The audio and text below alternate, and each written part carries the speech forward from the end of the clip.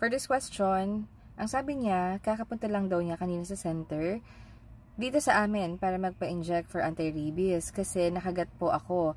Pang first dose ko pa lang po. Pero nakagat ulit ako kanina. Hindi pa po vaccinated yung pusang nakakagat sa akin. Ano po dapat ko gawin? First dose pa lang po kanina sa Monday pa po second dose ko. Another session po ba ulit yun? Parang back to zero po. Sana makareply. Hindi po yan back to zero, okay?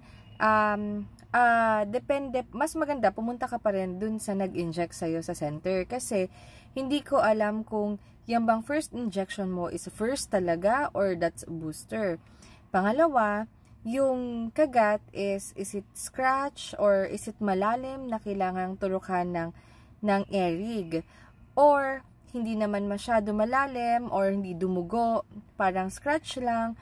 So, baka pwede na yung first dose mo, since ongoing naman na yung injection mo, pwede mo siyang i-continue. So, next session mo is on Monday, then yun, susunod pa kasi dahil naturukan ka na ng anti-rabies, maggagawa na yung katawan mo ng antibodies against rabies. Pero syempre, kailangan pa rin ng mga succeeding doses.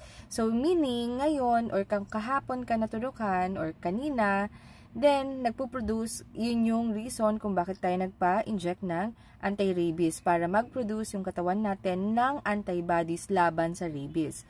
Para kapag nakagat tayo, merong panlaban yung ating katawan sa rabies. Ngayon, ang pinaka-best na pwede mong gawin is to wash the area.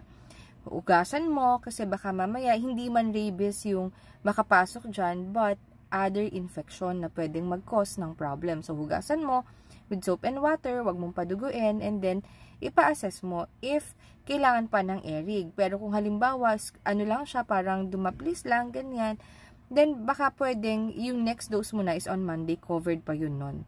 So, sana ay nakatulong, ingat at bawal magkasakit.